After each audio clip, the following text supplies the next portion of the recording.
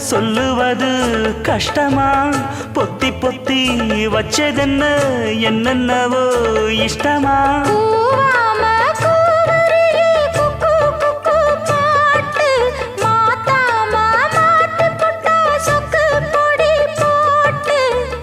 யாரிடத்தில் உன் மனசு போச்சு நூல போல உன் உடம்பு